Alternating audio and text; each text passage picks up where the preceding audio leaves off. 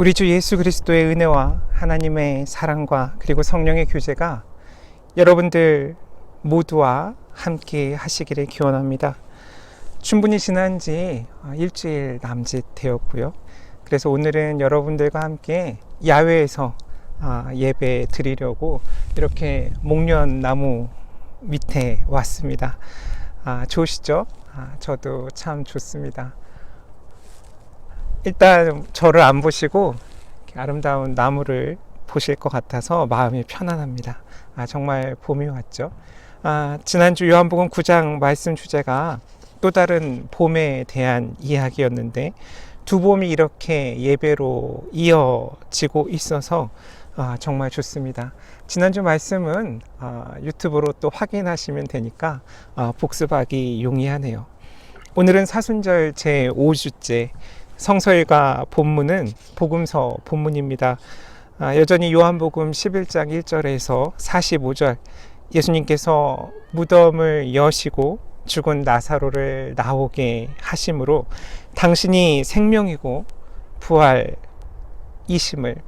주이심을 증명하신 사건을 함께 나누려고 합니다. 먼저 오늘 말씀을 보면 우리가 처해 있는 상황, 현실을 볼 수밖에 없습니다. 이미 죽어 무덤에 있는 나사로를 그의 죽음으로 큰 슬픔 속에 빠져 있던 형제들, 마르다와 마리아, 그리고 그 주변에 많은 사람들을 보게 됩니다. 그리고 오늘 구약 본문은 에스겔 37장 1절에서 14절 말씀인데 그 말씀을 통해서도 죽음의 그림자 골짜기 가운데 나뒹굴고 있는 마른 뼈들을 우리가 보게 됩니다. 그러나 그런 현실과 상황에 우리는 머물러 있을 수만은 없습니다. 오늘 말씀은 우리가 죽음에서 생명으로 어떻게 인도되어지는지를 증언하고 있습니다. 죽음에서 생명으로 우리를 끄집어냅니다. 21절, 32절에서 마르다와 마리아가 예수님이 여기 계셨더라면 이라고 외치고 있죠. 그렇게 외치고 있듯이 예수님의 부재 상황에서 다시 예수님을 만나면 어떤 일이 우리에게 일어나는지, 어떻게 예수님께서 부활이고 생명이신지 우리는 목격하게 됩니다. 그래서 이런 질문을 스스로에게 던지게 됩니다. 우리는 무엇을 보고 있는지에 대한 물음입니다. 무덤을, 죽음의 골짜기의 마른 뼈만 보고 있는지, 예수님을 봄으로 예수님과 더불어 그 너머에서 지금 일어나고 있는 혹은 일어날 놀라운 일들을 우리가 볼 수 있는지, 예수께서 바라보시는 생명과 부활의 시선이 우리에게도 동일하게 있는가 하는 물음입니다. 이러한 질문은 다른 질문으로 또 이어집니다. 그 어떤 상황과 환경에서도 하나님이 우리와 함께 계시다라는 믿음이 우리 안에 있는가라는 것입니다. 41절에서 그 능력의 하나님이 끝없는 사랑으로 예수님의 말씀을 들으신 것처럼 우리의 기도도 들으신다는 확신에 관한 그런 질문입니다. 그렇게 믿을 수 있는 이유는 이 모든 일이 요한복음 3장 16절에서 증언되듯이 하나님이 우리를 사랑하시기 때문에 가능하다는 거죠.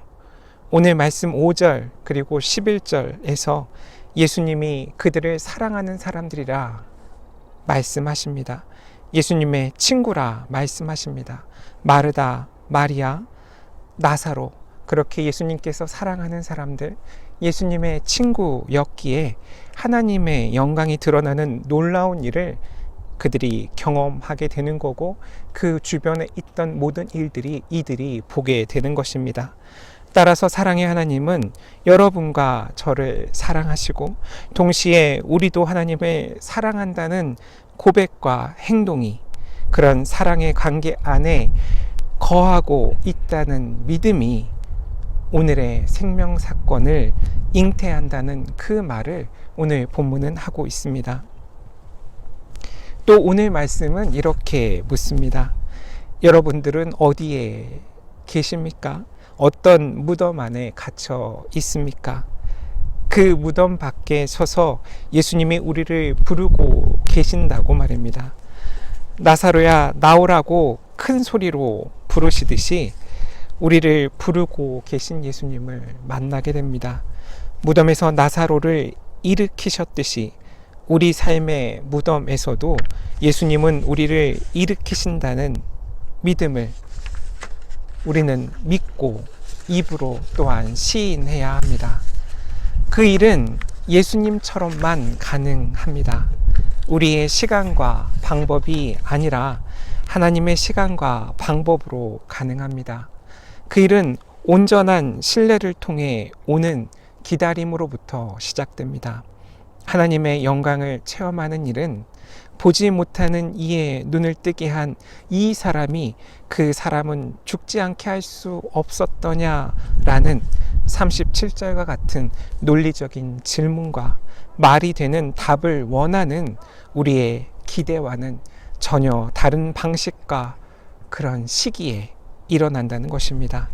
이는 우리의 믿음 때문에 부활이 일어나는 것이 아니라 하나님께서 죽음을 생명으로 변화시키시는 반복적인 구원의 사건들을 통해 우리의 믿음을 불러 일으키신다라는 뜻입니다. 우리와 같이 이 땅에 사셨고 십자가에서 죽음을 경험하시고 부활하신 예수님의 말씀이 우리를 비로소 자유롭게 한다는 것입니다. 억압되고 자유로울 수 없어 다시는 살 수 없는 그 누군가를 지금도 살리고 계시는 예수님을 만나야 한다는 겁니다. 하나님의 시간과 방법으로 우리도 예수님을 만나야 한다는 겁니다. 그럴 때 35절처럼 우리와 그리고 나와 함께 울고 계신 예수님을 경험할 수 있습니다. 예수님의 눈물, 울고 계신 예수님을 한번 상상해 보셨습니까? 그 눈물을 우리가 경험한다면 우리가 언제 어떻게 나사로, 마르다, 마리아 아니면 다른 군중들 중 누구로 이 세상에서 살든지 간에 예수님은 누구이신가에 대한 우리의 고백이 새롭게 정의될 거란 말입니다. 요즘 누구에게나 경험하는 무덤들이 있습니다. 세계 많은 사람들이 두려움에 쌓여 문을 걸어 잠그고 있죠.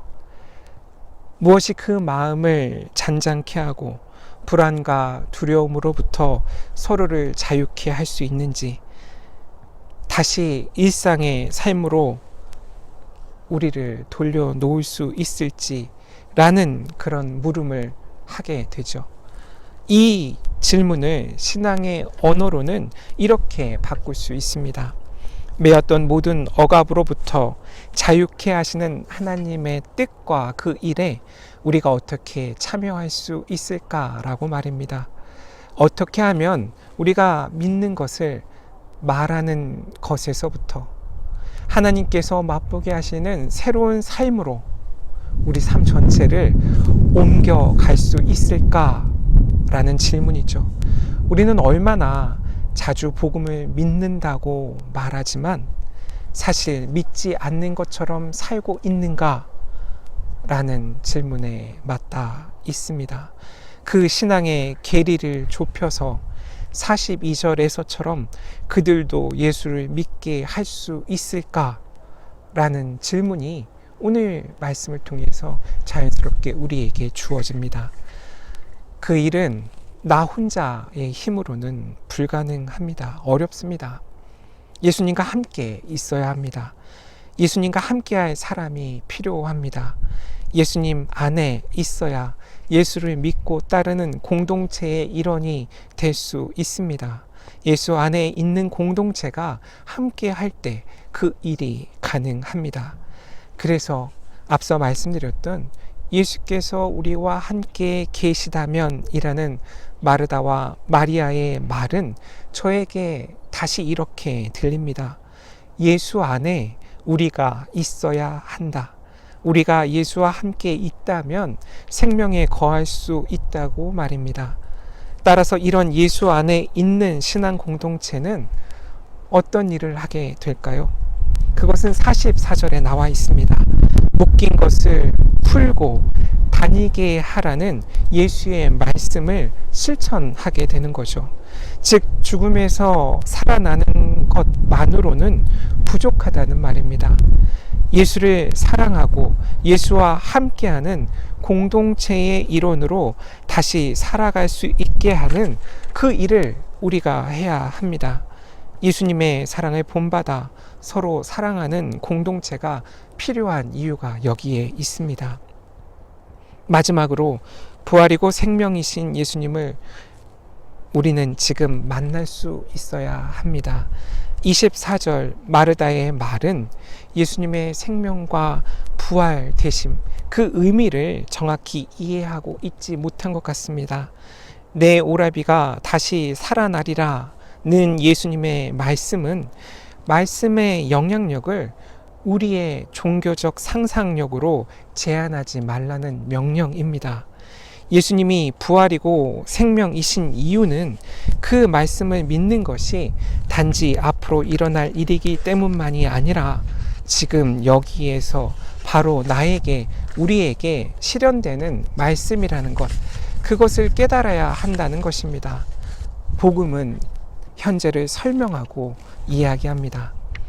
그 부활과 생명은 나사로와 마르다와 마리아에게 12장에서 이렇게 실현되고 있습니다. 마르다는 예수님이 함께 하신 자리를 여러 일로 섬기고 있고, 마리아는 예수님의 발에 향유를 붓고 자기 머리카락으로 그 발을 닦고 있고, 다시 살아난 나사로는 예수님과 함께 식탁에 앉아 먹고 마시며 이야기를 합니다. 예수님 안에서 새로운 삶은 예수님과 이렇게 함께 있는 것입니다.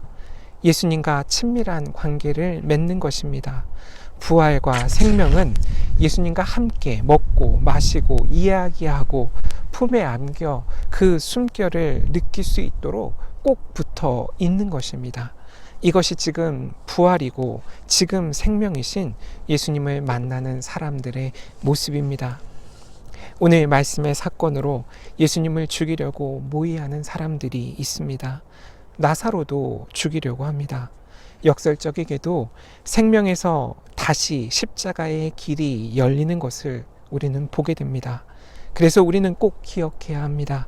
우리의 삶의 무덤 앞에 예수께서 서 계시다라는 것은, 우리를 그 무덤으로부터 나오라고 부르시는 예수를 만난다는 것은, 누군가를 올가매고 있는 것들을 함께 풀고 동행한다라는 것은, 예수와 함께 먹고 마시며 이야기한다라는 것은 결국 그분을 따라가야 한다라는 것을 의미합니다. 무덤에서 나와 예수님을 따라 십자가로 나아가야 함을 말하고 있습니다. 지금도 그 뒤에도 새로운 부활과 생명이 있음을 체험하고 기다리는 일이 우리의 일이라는 이야기입니다. 그런 고백과 결단으로 이 사순의 시기를 우리가 살아내길 원합니다. 모든 지각에 뛰어난 하나님의 평강이 그리스도 예수 안에서 저와 여러분의 마음과 생각을 한 주 동안도 지키시리라 믿습니다.